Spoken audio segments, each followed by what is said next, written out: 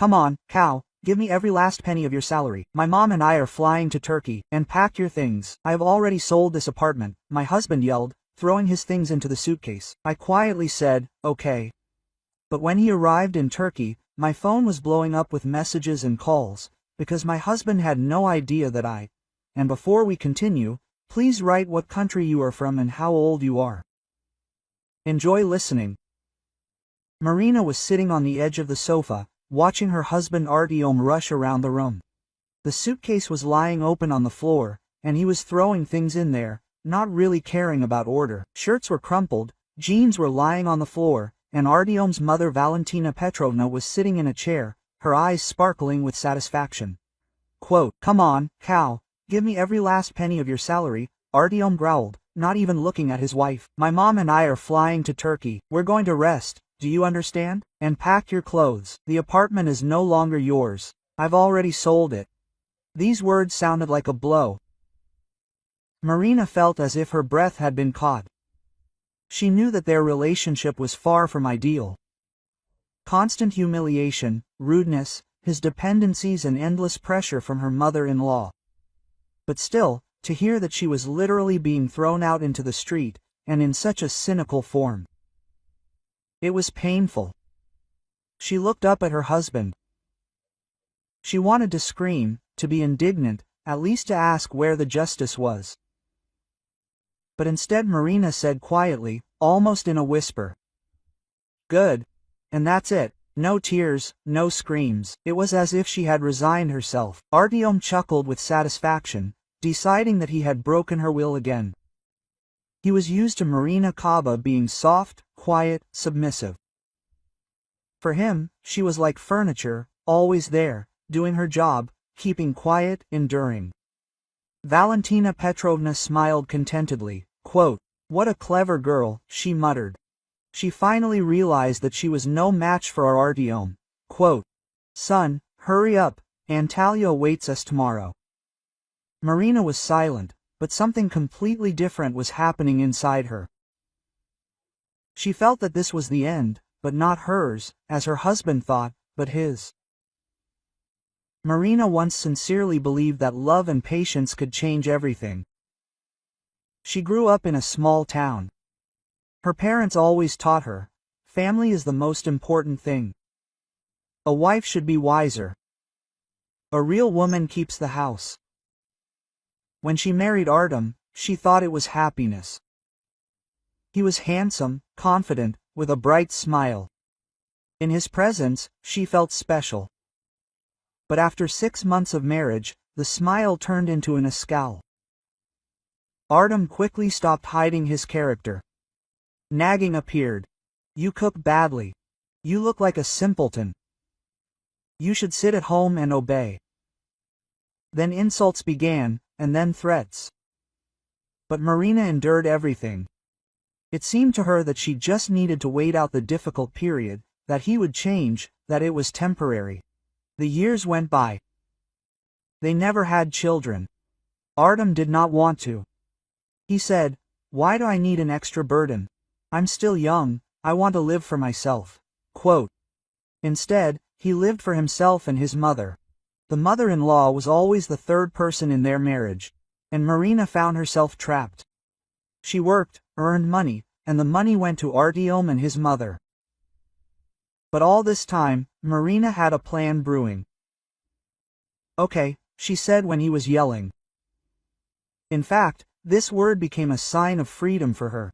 She knew that arguing was pointless.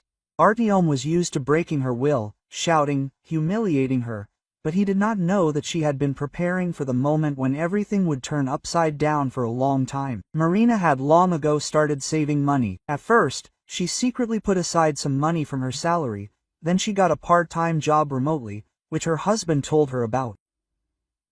She opened a separate bank account in someone else's name through a familiar colleague. She studied the laws, consulted lawyers. Secretly from her husband, she knew that although the apartment was rewritten, the deal with it was not so simple. She collected documents and evidence of humiliation, insults, threats. But most importantly, Marina learned to remain silent and observe. She allowed her husband to believe that he was her master, that she would not go anywhere, that she would forever remain under his thumb. And now, when he and his mother flew to Turkey, she had a chance. When the door slammed behind Artyom and the suitcases disappeared with him, Marina felt silence for the first time in a long time. She walked slowly through the apartment. Each thing seemed to bear the imprint of humiliation. A broken cup, which he threw at the wall in a fit of anger, a dent in the door from his fist. Crumpled pillows, on which she cried at night. But now everything had changed. Marina turned on the laptop and opened the documents. She took out a folder where printouts, screenshots of his correspondence, copies of checks, recordings from a voice recorder were neatly stored. All this time she had been collecting evidence. She dialed the lawyer's number. He flew away, Marina said quietly. Quote, "Great," the voice on the phone answered. "That means we can act." Artyom, of course, did not even suspect that his submissive wife was secretly preparing the ground for his downfall. On the plane, he bragged to his mother how cleverly he got rid of the ballast. Quote, "She can't do anything. Mom, I have the documents, my apartment, my money, she's a sheep," he laughed. Valentina Petrovna nodded contentedly, but while they were flying toward the sun and the sea, a game was beginning in their hometown for which they were not ready. Marina stood by the window. Dawn was breaking outside. She stood looking at the pink sky and smiled for the first time in many years. She no longer felt fear, only slight excitement. Everything is ahead. Quote, "Okay," she repeated in a whisper, but now this word meant something completely different. Not submission, but freedom. The phone rang the day after their flight. First once, then again. Then the calls poured in one after another. Artyom's number was displayed on the screen, but Marina was in no hurry to answer. She sat in the kitchen, holding a cup of hot tea, and watched the screen blink. Yesterday evening, she and the lawyer took their first steps, blocking the cards, filing an application to verify the apartment transaction, as well as complaints to the tax office. All this thanks to her painstaking preparation. Quote, "Now it's about to start," she thought, and finally picked up the phone. "What have you done?" Her husband's voice roared over the speaker. "They're telling me at the bank that the accounts are blocked, the cards aren't working. I can't even pay for a hotel room." Marina calmly took a sip of tea. "I don't know, Artyom, maybe you have problems with the law? Don't pretend, you idiot. It's you," he yelled. "I know you were up to something. Tell me what you did." She was silent, listening to him choke with rage. She no longer needed to justify himself. "Hello," he yelled. "Can you hear me? Answer." "I'm busy, Artyom," Marina said calmly and hung up. And for the first time in her life, she felt the sweetness of this simple gesture. Artyom sat in the hotel lobby, pale and angry. His mother rushed around, trying to call anyone. Quote, "Son, what's going on?" Valentina Petrovna whispered. "We don't have a penny, our cards are empty. I'm used to comfort. We can't even eat properly." "Shut up," Artyom snapped. "It's all her, Marina, the witch. I'll find a way." But in fact, for the first time in his life, he found himself helpless. He was used to money flowing like a river. Marina works, brings in a salary, he gives orders, and then suddenly there was emptiness. He didn't know that Marina had been transferring her income to a hidden account for months and had long since stopped feeding his whims. And now, sitting in the hotel without money, he realized for the first time that without her, he was nobody. At this time, Marina met with lawyer Anton Sergeyevich. He was a short but confident man of about 40. He listened carefully to her story and looked at the evidence she had collected. Quote, "You have prepared well," he said. "Your husband has no legal right to sell the apartment without your knowledge. The deal is contestable. Moreover, we have a chance to prosecute him for fraud. But he is sure that he has already formalized everything," Marina said quietly. "Let him continue to think so," the lawyer smiled. The main thing is that we have all the trump cards in our hands. For the first time in a long time, Marina felt that she was not alone. There was a person nearby who knew how to protect her. On the third day, Artyom's calls turned into hysterics. Marina, that's enough, I beg you. Her husband's voice was shaking. Unblock the accounts, return the money. We are a family, I will return everything honestly. She sat in the bedroom, holding the phone to her ear, and listened to the man who had always humiliated and broken her, now begging. Family, Marina repeated quietly. And when you called me a cow, was that a family? When you and my mother laughed at me. When you sold the apartment behind my back, there was silence in the receiver. Artyom didn't know what to say. You know, Artyom, Marina continued. I'm not your victim anymore. And she hung up. Every day was now a step forward for her. She changed the locks on her apartment. She filed a police report. She even met with a realtor who told her the details of the sale of the apartment. It turned out that the deal had indeed been carried out with violations, and this played into her hands. Artyom and his mother were stuck in Turkey, living on trust and promises. He tried to borrow money from friends, but everyone saw that he was starting to have problems and were in no hurry to help. Marina, sitting at home, felt how her life was gradually changing. One evening, a man called her. The voice was low and confident. Good evening. This is Viktor Andreevich. We hadn't met before, but let's say, was connected with your husband. Marina became wary. What do you mean? He owed me a large sum, the man said calmly. But when I found out how he addressed me, with you, I understand, it might be better to help you than to continue feeding this parasite. Marina was silent for a long time. She didn't know if she could trust him, but deep down she understood. The world is against Artyom. Even his former friends are now ready to turn against him.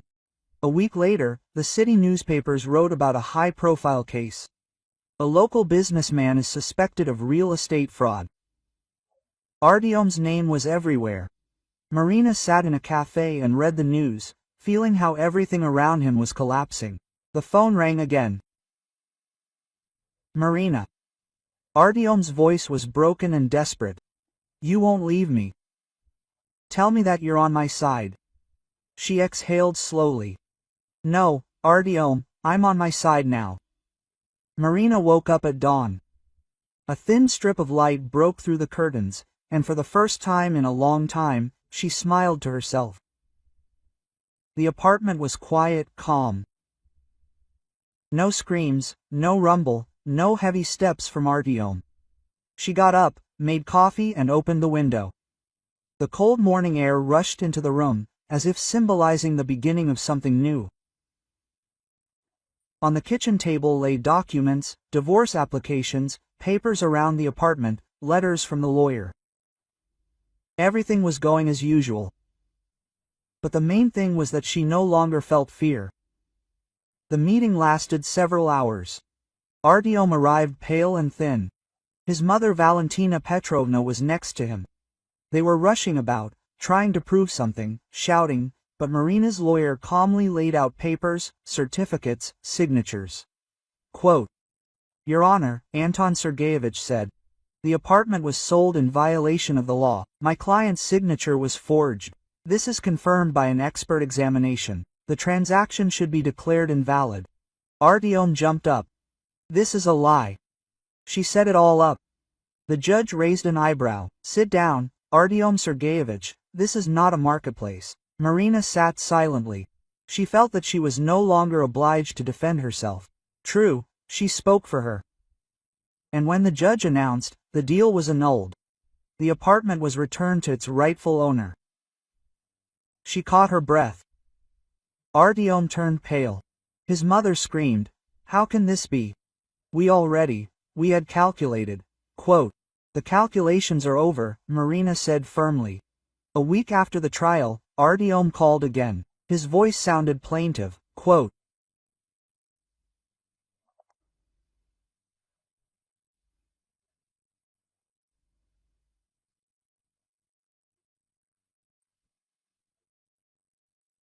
Marish, please, let's talk. I realized everything. We can start over. Marina stood at the window of her apartment, holding the phone. The lilacs were blooming outside. The children were laughing in the yard. Life went on. Artyom, she said, you had more than one chance. You ruined everything yourself. Quote, but I'm your husband. He shouted. No, she answered calmly. You are my past experience. And she disconnected the call forever. Artyom was left with nothing. No money, no apartment, with a ruined reputation. Even his friends turned away. Now he was just a man who had lost everything one day. One evening, Marina received another call from Viktor Andreevich, the same man to whom Artyom owed money. Good evening, Marina. I heard about your trial. Congratulations. Thank you, she answered cautiously.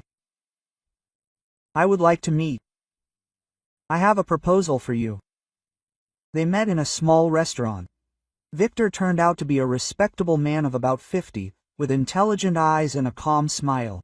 He told her that once her mother had really saved his life, pulled him out of an accident, was not afraid of blood and screams, called an ambulance. I have always remembered this, Viktor said, and now I want to repay her daughter's debt. He offered Marina a job in his company. Not out of pity, but because he knew she was smart, responsible and brave. Marina thought for a long time, but then she agreed. It was a chance to start life from scratch. Several months passed. Marina was sitting in the office, looking through documents. She had already settled into her new position. Her colleagues respected her.